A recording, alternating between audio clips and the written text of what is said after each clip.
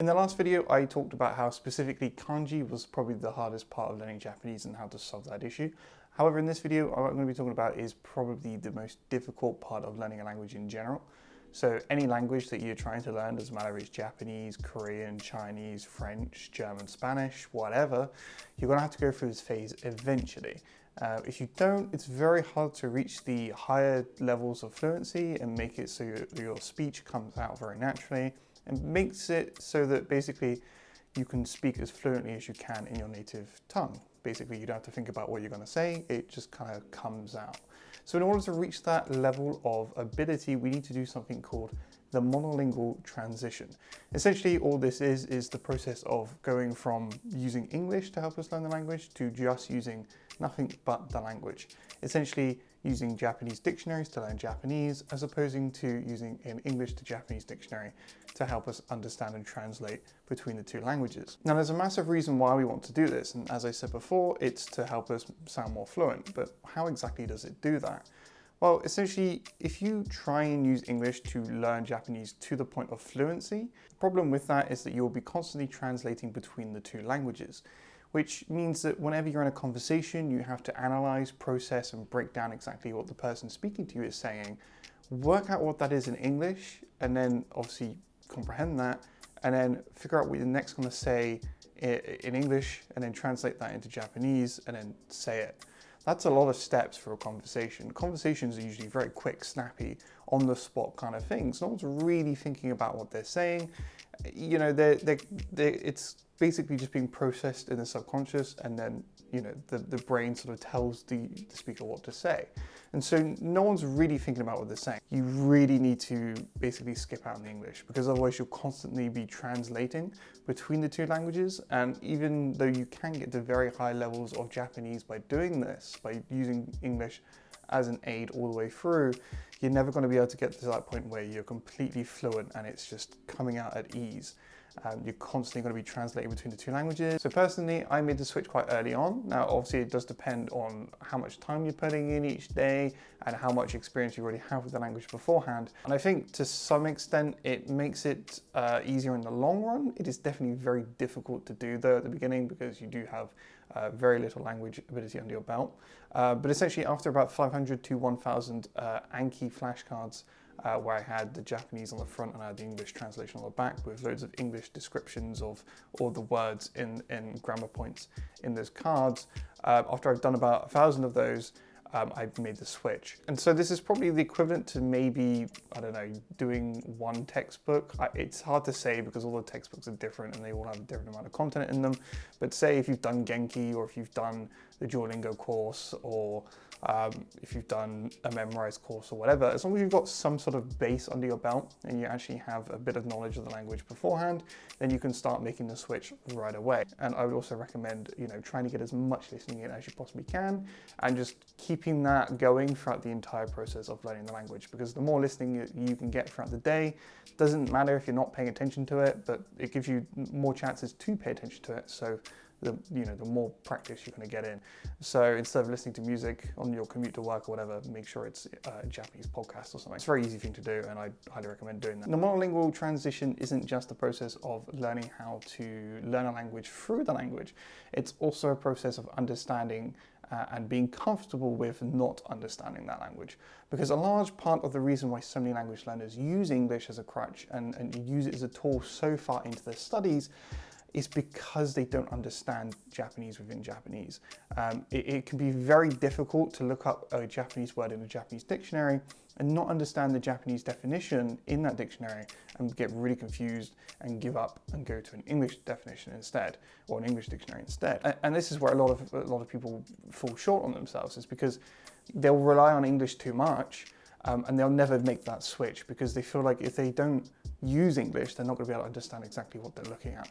And so you really kind of have to shift your sort of mentality with the whole process of language learning here, and be okay with not understanding certain stuff. There's a big concept in the language learning community which is very important and a lot of people miss, and that is that of comprehensible input. I+1. Without going into too much detail on how this works, essentially all you need to know is that the brain can only actually learn and acquire language when it already can comprehend it. So essentially, if a message is spoken to you and you may not understand the words or the grammar or whatever, but you get the gist of what's being told to you. You get the meaning behind the message. It's that point at when the brain can actually start analyzing the vocab and the grammar inside there and be like, okay, it probably means this because it's being used in this context, and therefore it's likely to mean this. And then what happens is, the more times you see these different phrases and words and concepts used in different parts of media and different situations, different conversations, etc., your brain starts to build up and understand more of the language based on what it's seen before. Essentially, every single day, you're going to understand a lot more. You're going to understand a bunch of new words, and you're going to understand them without you wanting to understand them, as opposed to someone who's using English, who's going about their day looking at a vocab list and going, right, I need to learn these words. Instead of doing that, just focus on getting immersion, focus on reading, listening, and you'll start learning words without really noticing it. And that's the main reason, the main part of how people get so good at these languages, is because their brains they let their brains actually acquire the language themselves, as opposed to forcing themselves to try and translate between the two languages. Now, of course, we still want to use Anki to try and speed up the process. Immersion's great, and it is definitely the best way of learning a language. But if you can use Anki as well, it can speed up the process for you, especially at this stage in the language. Actually really benefited me and really helped me get through these studies, especially because it also provided me with a way of seeing my progress, because especially early on, you don't see any progress really. You can understand a few words here and there, but if you're just using immersion and you're not going to classes, it's very hard to see how good you're getting at Japanese. Using Anki, you get all these stats and stuff that tell you just how well you're doing, and I think that's a really good tool in itself. But obviously, just the fact that it can help you remember all the words that you've picked up in your daily immersion, I think is just absolutely amazing. So I definitely recommend using it. And so with Anki, we're going to be using a combination of sentence mining and the laddering method. And we're going to be using this to better try and understand all the dictionary definition words that we're going to be seeing in the Japanese dictionary. So while ajatt talks about laddering, and other people have used laddering in order to fully try and understand a Japanese dictionary very early on, and then sort of use that ability to better understand other concepts in Japanese. It can be incredibly useful, and I do think you should try and learn those dictionary definition words that are used in definitions of Japanese dictionaries. It's not the be-all and end-all, and there's a slightly different way that you can go about doing laddering that makes the whole process a bit more fun and enjoyable, and makes the whole thing less of a chore. And this is basically how I did it, because I absolutely hated the laddering method, and I found it incredibly boring, very tedious. And I also thought there was a major part of it which was just completely wrong and sort of defeats the whole point of using Anki, which we're going to talk about in a sec. So the first step that you want to take in this whole process is to start sentence mining. If you haven't already started sentence mining, essentially just go out, find native material, or use any native material that you have on you right now, and start picking out sentences in there that you think are like, you kind of understand what that sentence is. Maybe there's one word that's missing that you don't quite get, or maybe there's one grammar point that you don't quite get, and add that into Anki. Start making a deck, a deck that has new sentences to add, and pop them into that deck. With sentence mining, I've done videos on it before, but try and make sure it's digital content, because then you can just copy and paste it. There's less chance of error at this stage. But yeah, try and get as many sentences as you can. If you can, get a whole bunch of sentences and make what's called a sentence bank. This is something that I came up with years ago, and it's essentially just basically you want to use Anki as a kind of database. And you can make loads of different sentence decks from different shows, different pieces of text. If you've got books in TXT format or whatever, you can import them into Anki, and you can just make massive Anki decks and basically a whole library of sentences within Anki. So you can have basically loads of example sentences that you can use throughout your further studies and throughout this process, which I'm going to talk about how we're going to use them just in a sec. Now, when it comes to dictionaries, it can be quite hard to find decent Japanese dictionaries these days. For the most part, if you Google certain words and you just put imi at the end of it, then it'll come up with a Google definition from the Google dictionary. I don't really know what the dictionary is called, but it'll come up straight in the keyword results page. Else you can use Qolibri, which I will leave a link to how to set that up down in the description down below. If you can use Qolibri, it is very useful because you can search multiple dictionaries dictionaries at one time, and you can get a bunch of different definitions from that. It's very useful for doing that because you can compare and choose the easiest definition. And I would also just recommend using English if you do get stuck.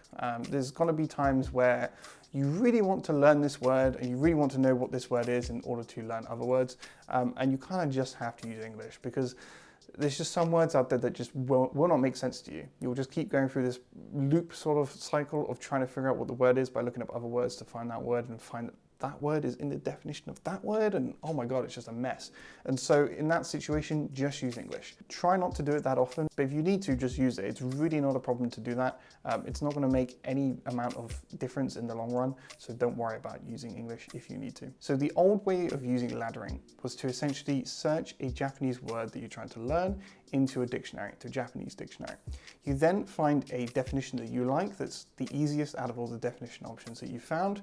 You add that into your Anki card on the back of the card. Then what you do is you find any words in that definition that you don't understand. You then search those into the Japanese dictionary. You find a definition for that word. You add that underneath that definition onto the back of your card. You keep doing this process until you get to a point where you can understand everything on the back of the card by going from the bottom up. So you'll end up at the bottom with a word that you know. You'll be able to work your way up through the definitions until you get to the sentence card that you're trying to learn, and then you can learn that card. Now there's a whole bunch of problems with this, and I just hated how it's laid out, and I just don't like doing this way of laddering at all. The main reason why I don't like this is because you're bloating your cards out in Anki with so much information. Anki is supposed to be simple. You're supposed to have very little information on each card, and it's supposed to be quick and easy. So every time you make a new definition, what I would recommend doing instead of adding it onto the back of the card is to just make a new card. Have the definition as a new card, as a sentence in itself. This way you can split what is one big long card into 10 smaller cards and make the whole process a lot easier for yourself. What I would also recommend doing is not just using a Japanese dictionary to find words, to basically get searching words with, if that makes sense. What I would actually recommend doing is taking some of the words that you are getting from these definitions and searching them within Anki's browser itself. So like I said earlier, to add loads of sentences from different pieces of media, whether it be TV shows or books or whatever, into your Anki as decks and make loads of decks out of them. By doing that, you give yourself a whole bunch of example sentences that you can work with when you find a word that you don't know. So say you find a word in a definition that you don't know, you want to learn that word. What's the best way of doing this? Well, you can search the dictionary, of course, and you can try and figure out what the word means with the limited knowledge of Japanese that you have, and try and read these different definitions to understand a word that's only really used in dictionaries. Or you can use the sentence banks that you've created, all these different sentences from different shows or whatever, put that word into Anki to try and find an example sentence where that word is used, and hopefully that word will appear in your sentences and it will show you all the sentences that it's used in. Now, if these are shows that you have seen, these are books that you have read, even if it's in English beforehand or whatever, and you know the story, you know the concept behind what's going on, then it makes the whole thing a lot more comprehensible. Going back to comprehensible input, it makes it much more easier to start acquiring the language that you're trying to learn here. So what we do is we read through the example sentences that you have. You can read through multiple. The more you read through, the better understanding of the word you're going to get, because the more instances of the word being used in different situations you see, the more you're going to really understand the nuances behind how the word's used and how it's actually used in daily life. Now what you can do is you can take one of the sentences and add it into your sentence card deck and learn that sentence with that word that you're trying to learn in that sentence. And so by doing this, it takes the whole process of laddering and sentence mining and just makes it a lot easier. Also makes it a lot more fun and entertaining for you because you are using actual media that you've consumed that you find enjoyable and entertaining to help you learn the language, as opposed to just using a Japanese dictionary, which can be very boring and very tedious. Now, I do recommend you still use some of the definitions in the Japanese dictionary and add them to your sentence card deck and try and sort of learn and understand how a Japanese dictionary is used. But by all means, you don't necessarily have to do that. You can just not use the Japanese dictionary at all. There are plenty of people on this planet that have learned English without ever looking at an English dictionary. And so, you know, the same can apply for Japanese. I've got no doubts about that. So it is very much a personal choice as to whether you want to use more of a the dictionary approach, the old laddering kind of approach, or if you want to use the way that I did it. One that I definitely enjoyed more, at least anyway. Now, of course, if you want to use my approach, then you are going to need a lot of content to be able to build up a bit of a sentence bank in Anki. And if you do want to do that very quickly without all the hassle, you can look at my Patreon page. I have a bunch of decks over there from the $1 tier and the $5 tier. $5 tier I keep adding to. The $1 tier is my old sentence bank that I used years ago when I was learning Japanese. But the $5 tier has a lot more decks in it, and I'm constantly adding to it. So if you want to check those two out, you definitely can. It helps support the channel, and it just makes your life a lot easier as well if you're trying to do this too. And I would also recommend checking out Migaku. Migaku has a bunch of really useful tools to help sort of ease the whole process of sentence mining and make the whole thing easier.